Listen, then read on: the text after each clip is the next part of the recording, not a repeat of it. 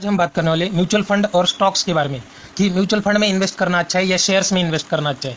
जिसको नॉलेज है, मार्केट के बारे में पता है, सब आप फंडामेंटल चेक करना जानते हो, वैसे लोग शेयर खरीद सकते हैं। मगर उसमें भी बहुत सारी दिक्कतें हैं। आज हम इस वीडियो में पूरी प्रॉब्लम्स के बारे में वगैरह बात करेंगे। तो अभी देखिए म्यूचुअल फंड वर्सेस स्टॉक्स। तो म्यूचुअल फंड में आप देखिए लेस वॉलेटिलिटी, लो रिस्क रहती है। वॉलेटिलिटी भी कम रहती है और रिस्क भी कम रहती है, क्योंकि एक पूरा बंच रहता है स्टॉक्स का और सारे के सारे शेयर एक साथ नहीं गिरते जब तक कोविड जैसा कुछ बड़ा प्रॉब्लम नहीं आता मार्केट में। और स्टॉक्स में वॉलेटिलिटी भी ज़्यादा रहती है और हाई रिस्क रहती है, क्योंकि हम एक ही शेयर में इन्वेस्ट करते हैं और पूरा पैसा हमारा एक शेयर में जाता है। अगर हमने 10,000 इन्वेस्ट किया है तो एक शेयर में 10,000। अगर आपने अच्छा खासा पोर्टफोलियो बनाया है तो वो अलग बात है। अगर शेयर के बारे में बात करेंगे तो शेयर रिस्की रहते हैं और ज़्यादा वॉलेटाइल रहते हैं। लो ट्रेडिंग कॉस्ट, म्यूचुअल फंड की लो ट्रेडिंग कॉस्ट रहती है। कॉस्ट कम रहती है म्यूचुअल फंड्स की यूनिट्स की। और high trading cost, mutual fund के यूनिट्स के जितना शेयर का प्राइस नहीं होता है, क्योंकि यूनिट्स देखिए म्यूचुअल फंड्स की एनएवी वगैरह देखोगे, एनएवी मीन्स यूनिट, इसका उसका एनएवी प्राइस देखोगे 100-200 बहुत रेयर रहते हैं, 1,500-2,000 ऐसे बहुत रेयर है म्यूचुअल फंड मार्केट में। और स्टॉक्स देखोगे तो स्टॉक्स की कीमत अनगिनत कहाँ तक भी है, 15,000, 10,000, 5,000, 4,000, 2,000। आपको अच्छा स्टॉक पकड़ोगे आप तो 500, मिनिमम 500 तो आपको देने पड़ेंगे। आपको अच्छी लार्ज कैप कंपनी पकड़नी है, स्मॉल कैप पकड़ोगे तो 200-300 में आ ही जाएगा वो भी, मगर उसमें भी हाई रिस्क रहता है। प्रोफेशनल मैनेजमेंट, म्यूचुअल फंड्स को जो भी प्रोफेशनल मैनेजर्स रहते हैं वो पूरी स्टडी करके आते हैं फाइनेंस के बारे में, म्यूचुअल फंड के बारे में उनको ज़्यादा पता रहता है और वो स्टडी करके वो फुल टाइम उसी में देते हैं। और अभी इंडिविजुअल शेयर्स देखोगे तो हम खुद का एनालिसिस और खुद खरीदते हैं और टैक्स सेविंग बेनिफिट मिलता है हमें म्यूचुअल फंड में। और शेयर्स में हमें ऐसा कुछ मिलता नहीं है, नो टैक्स एग्जम्पशन। शेयर्स के लिए उल्टा आपको टैक्स देना पड़ता है। और अभी देखिए म्यूचुअल फंड्स और स्टॉक्स वही है, लो रिस्क हाई रिस्क, वही प्रोफेशनल मैनेजमेंट, वही पॉइंट्स है दोस्तों, कुछ ज़्यादा इसमें चेंज नहीं है। और आगे देखिए व्हाट इज़ पोर्टफोलियो मैनेजमेंट, हमें उसके बारे में ज़्यादा पता नहीं रहता। पोर्टफोलियो मैनेजमेंट कैसे करना है, मैंने आपको बहुत बार वीडियो दिखाई म्यूचुअल फंड की भी, और उसमें मैंने दिखाया किस किस सेक्टर में म्यूचुअल फंड में पैसा लगाया, कितना परसेंट किस सेक्टर में अलॉट किया है उन्होंने। तो हम वैसे कर नहीं सकते, कर नहीं पाते। कर तो सकते हैं सब कुछ हम, मगर कर नहीं पाते, क्योंकि हमें कोई तो एक स्टॉक अच्छा लगता है, कोई स्टॉक हम ज़्यादा तो पेनी स्टॉक ढूंढते हैं दोस्तों मार्केट में। आप सभी को पता है कि बहुत सारे इन्वेस्टर है जो रिटेल इन्वेस्टर पेनी स्टॉक ढूंढते हैं, 1 रुपये वाला, 2 रुपये वाला, एक से भी कम वाले, क्योंकि उनको ज़्यादा क्वांटिटी मिल जाती है। 10,000 में ज़्यादा क्वांटिटी मिल जाती है 1 रुपये के शेयर की। 1 रुपये का अगर शेयर होगा, आप 10,000 लगाओगे तो 10,000 क्वांटिटी आएगी। और वो शेयर मल्टी बैगर बनने का सोचते हैं रिटेल इन्वेस्टर, मगर वही होता उल्टा है, वो 10,000 भी डूब जाता है। तो इसीलिए हम अच्छे से पोर्टफोलियो मैनेज नहीं कर पाते, जिनको अभी अभी थोड़ा सा चेंज हो चुका है, क्योंकि रिटेल इन्वेस्टर भी थोड़ा स्टडी करने लगे और अच्छे से शेयर को चूज करने के लिए भी उनको अलग अलग पैरामीटर सॉफ्टवेयर आ चुके हैं मार्केट में, तो यूज करके वो लोग पोर्टफोलियो बना रहे हैं। तो वो भी एक अच्छी बात है, मगर ज़्यादा तो लोग पोर्टफोलियो बना नहीं पाते। तो यही एक दिक्कत है हमारे रिटेल इन्वेस्टर्स की। और देखिए पेनी स्टॉक, मैंने अभी बताया, हम लोग पेनी स्टॉक ढूंढते हैं। रिटेल इन्वेस्टर ज़्यादा तो पेनी स्टॉक, 100 के नीचे वाले स्टॉक, 10 रुपीज़ के नीचे वाले स्टॉक्स, ऐसे स्टॉक्स ढूंढते हैं। हम क्वालिटी वाले स्टॉक्स के पीछे नहीं जाते, हम कम पैसे वाले स्टॉक ढूंढते। इसी वजह से हम मार्केट में फंसते जाते हैं दोस्तों। और अभी देखिए रिटेल इन्वेस्टर क्या करते हैं, जो शेयर गिर रहा है उस शेयर को खरीदते हैं रिटेल इन्वेस्टर, जो शेयर भाग रहा है उस शेयर के पीछे नहीं भागते रिटेल इन्वेस्टर। जो शेयर गिर रहा है 50% करेक्ट हो चुका, 60% करेक्ट हो चुका, तो ऐसे स्टॉक्स में आप खरीदिए 50-60% करेक्ट हुए स्टॉक्स भी, मगर उस कंपनी में दम होना चाहिए वापस उस लेवल तक जाने का।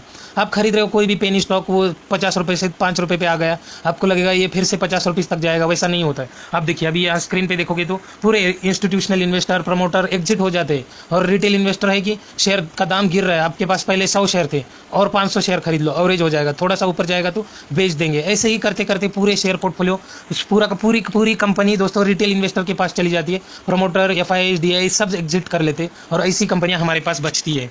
और देखिए हम एग्जैक्टली उल्टा करते हैं मार्केट की। कभी भी हमें जहाँ पे सेलिंग करना चाहिए, टॉप लेवल पे जा चुका है शेयर, वहाँ पे हम बाइंग करते हैं, क्योंकि शेयर ऊपर जाके थक जाता है और वहाँ पे लोगों को प्रॉफिट बुकिंग करनी रहती है और वहाँ पे रिटेल इन्वेस्टर आ जाते हैं। और जहाँ पे हमें बाइंग करनी है वहाँ पे हम सेल कर देते। अगर समझो कोई HDFC बैंक जैसा शेयर गिर रहा है तो हम डर के मारे उसे बेच देते, क्योंकि 1000 का शेयर हम 100 रुपये नीचे आ गए तो आपको बहुत लग जाता है वो, और इसीलिए आप बेच देते हो वैसे शेयर। मगर वैसे शेयर में बहुत दम रहता है, क्योंकि बड़े इन्वेस्टर 100 रुपये गिर गए वो और खरीदते हैं उस शेयर को, मगर हम बेच देते वैसे शेयर। और पेनी स्टॉक 10 का 5 हो गया, अरे बहुत गिर गया, अभी खरीद लो वापस जाएगा। तो ऐसी दिक्कतों के साथ हम मार्केट में उतरते हैं और लॉस करते हैं। तो यही एक प्रॉब्लम है हमारी दोस्तों। तो इसीलिए हम अच्छे से पोर्टफोलियो में मैनेज नहीं कर पाते, पैसा भी नहीं बना पाते। कोई जो इन्वेस्टर है वो बना भी लेते दोस्तों, जो उनको अच्छे से स्टडी है मार्केट के बारे में पता है, वो लोग बराबर खरीदते बेचते अच्छे से स्टॉप लॉस लगाते, उनको सब पता है, वो उनके लिए अच्छी बात है दोस्तों। मगर जिनको पता नहीं है उनके लिए ये वीडियो है। हमें अभी आपको एक पर्टिकुलर शेयर खरीदना है दोस्तों, तो आपने खरीद लिया। अगर आपको 100 रुपये के शेयर खरीदने वो, तो आप पहले 50 रुपये का खरीदिए, और 50 रुपये के जब 70 रुपये हो जाएंगे तो और 50 रुपये के खरीदिए। वो शेयर नीचे नहीं आने वाला, आपको पता चल गया कि ट्रेंड अभी ऊपर चल रहा है इस शेयर का, तो ऊपर ही जाएगा। आप और 50 रुपये लगा दोगे तो आपकी एक एवरेज प्राइस आ जाएगी। आपको 20 रुपये मिल रहे थे उसके 50 के ऊपर, तो आप अभी और 50 डाल दोगे तो 100 के ऊपर भी 20 मिलेंगे। मगर जैसे ही और थोड़ा सा ऊपर जाएगा, दोनों का एवरेज मिला के और ज़्यादा रिटर्न मिलेंगे। तो आपको ऐसे खरीदना है दोस्तों। आप अगर वेबिनार वगैरह अटेंड करोगे, कोई भी शेयर मार्केट के रिलेटेड वेबिनार अटेंड करोगे, तो वो लोग क्या बोलते हैं आपको, वो थोड़ा सा सुनिए। क्योंकि वो लोग क्या बोलते हैं, जो शेयर गिर रहा है उसके पीछे मत भागिए। जो शेयर बाय कर रहे हो आप अपने, अगर 10 रुपये पे बाय किया उस शेयर को और वो शेयर 15 रुपये हो गया, तो और 10 रुपये डालिए, आपका एवरेज प्राइस 12 रुपीज़ के आसपास आ जाएगा। तो और थोड़ा सा बढ़ गया तो आपको और अच्छे रिटर्न मिलेंगे। मगर हम क्या करते, 10 का शेयर 5 होने का वेट करते, 10 का शेयर 20 होने दो, कोई प्रॉब्लम नहीं, हम बेचेंगे भी नहीं और लेंगे भी नहीं, मगर 10 का 5 हो गया तो जरूर खरीदेंगे। ऐसी मेंटेलिटी रहती है रिटेल इन्वेस्टर की, और इसी की वजह से हम मार्केट में पैसा नहीं बना पाते। और आप देखिए, पोर्टफोलियो अगर बना रहे हो आप, तो डाइवर्सिफिकेशन बहुत इंपॉर्टेंट है दोस्तों।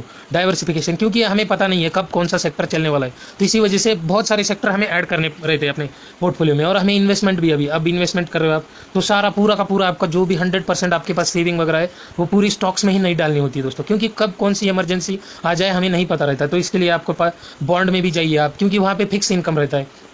थोड़ा सा कैश बचा के रखिए अपने पास, अगर मार्केट गिर गया तो आपको पैसा लगाने को आ सकता है, कुछ इमरजेंसी आ गई आपको, तो वो कैश आप यूज़ कर सकते हो। जो आपने अगर पूरे शेयर खरीद लिए तो आपको शेयर बेचना पड़ेगा, मगर शेयर बेचने के लिए अभी आपका शेयर लॉस में चल रहा है, तो लॉस में बेच दोगे। तो ऐसी बहुत सारी दिक्कतें रहती है। मार्केट बंद है, अगर आज शेयर खरीदा कल पैसे आएंगे, तो ऐसी बहुत सारी प्रॉब्लम्स रहती है। तो थोड़ा सा कैश होना चाहिए आपका, थोड़ा सा पैसा बॉन्ड में होना चाहिए, थोड़ा सा स्टॉक्स में चाहिए। तो आपको अगर सबसे सेफ लग रहा है, एफडी कीजिए थोड़े से पैसों की, जो आपको जो इमरजेंसी के टाइम पे यूज़ होगा, ऐसा पैसा रखिए, एफडी में रखिए। क्योंकि हर एक चीज़ अच्छी है दोस्तों। आपको अगर लग रहा है कि रिकरिंग में फिक्स आपको इनकम मिलेगा, थोड़ा सा पैसा रिकरिंग में लगाइए, ज़्यादा पैसा शेयर्स में लगाइए, थोड़ा सा रिकरिंग में, थोड़ा सा कैश, थोड़ा सा एफडी। ऐसे आपकी पूरी डाइवर्स इन्वेस्टमेंट रहनी चाहिए। और अगर आप शेयर में भी इन्वेस्ट कर रहे हो तो उसमें भी आपका डाइवर्सिफाइड पोर्टफोलियो चाहिए।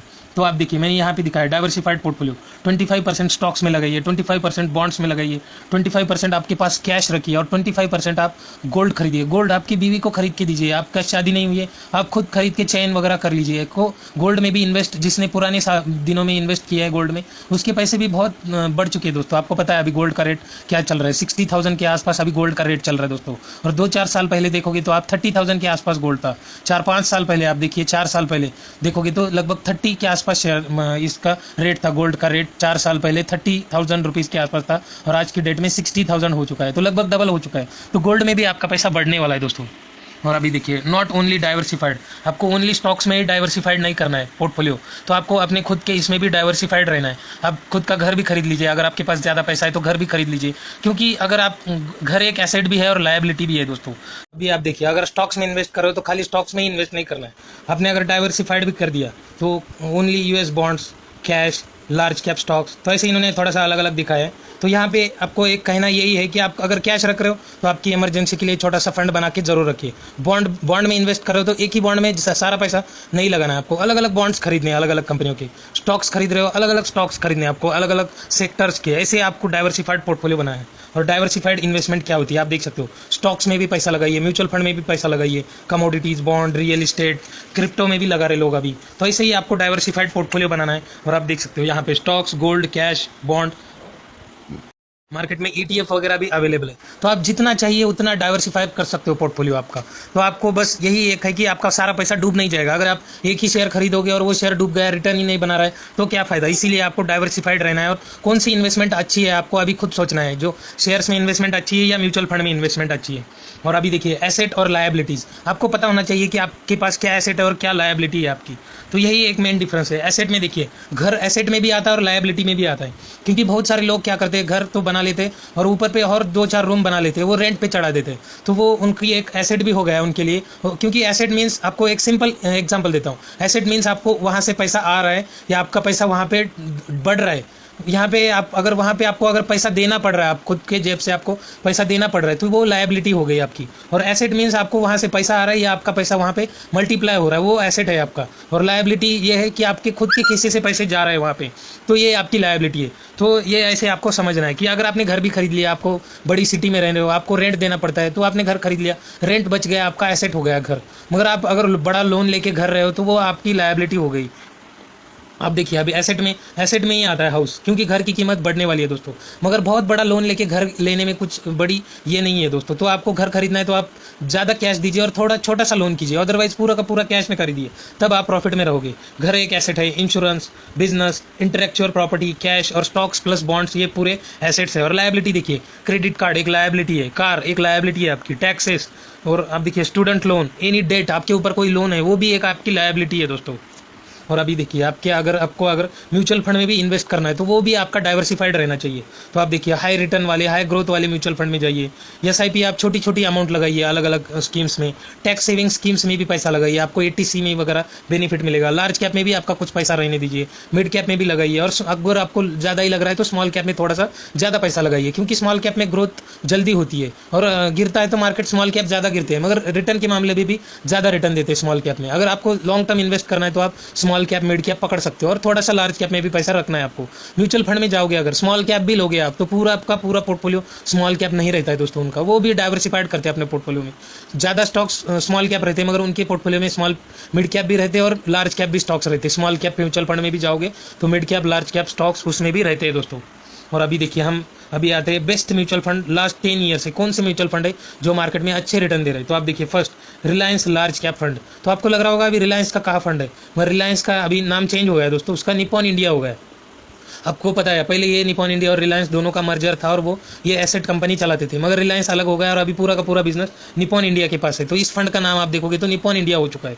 नेक्स्ट है ICICI Prudential blue chip fund, ICICI Prudential blue chip equity fund. तो बहुत सारे अलग अलग फंड्स है दोस्तों। Tata equity PE fund, HDFC small cap fund. HDFC small cap fund पिछले 9-10 साल से काम कर रहा है मार्केट में। Aditya Birla sun life, ICICI prudential equity, Mirae asset India, ICICI prudential balance advantage fund, DSP tax saver fund. ऐसे बहुत सारे फंड है दोस्तों मार्केट में जो 10-20-25 साल से और भी लंबे समय से मार्केट में काम कर रहे हैं। और आप देखिए अभी रिलायंस का नाम है Nippon India large cap fund, और देखिए लॉन्ग टर्म से ये पिछले 10-15 साल से 15% के रिटर्न दे रहे हैं, आप देख सकते हो। नेक्स्ट है ICICI Prudential blue chip fund, ये भी 14.45% के रिटर्न दे रहा है पिछले 10 साल से। और इसका आप देखिए फंड साइज देखिए 35,000 करोड़ का फंड साइज है दोस्तों इसका। और आप 73 का एनएवी चल रहा है और 4 स्टार रेटिंग है, आप देख सकते हो। और 73 का एनएवी, और मिनिमम आप 100 रुपीज़ से इन्वेस्टमेंट कर सकते हो। और अभी देखिए next HDFC small cap fund, ये भी पिछले 10 साल से काम कर रहा है, और आप देखिए 18.6% के रिटर्न दे रहा है। इस फंड की रेटिंग है 3 स्टार, और फंड साइज देखिए 14,000 करोड़ का, और ये भी चल रहा है 90 का। तो ऐसे बहुत सारे म्यूचुअल फंड मार्केट में अवेलेबल है। मैंने 10 फंड बताए, तो उसके बारे में और डिटेल में आप वहां जाके उसके रिटर्न चेक कीजिए, और ऐसे आपको पता चल ही गया होगा आपको अब अगर कैसी इन्वेस्टमेंट करनी है, आपको कौन से फंड चुनने हैं। मैंने आज ज़्यादा फंड के बारे में नहीं बताया दोस्तों, थोड़ा सा ज़्यादा लेक्चर हो गया। अगर ये लेक्चर आपको पसंद आ गया तो इस वीडियो को लाइक एंड शेयर जरूर करना, चैनल को सब्सक्राइब करना मत भूलना।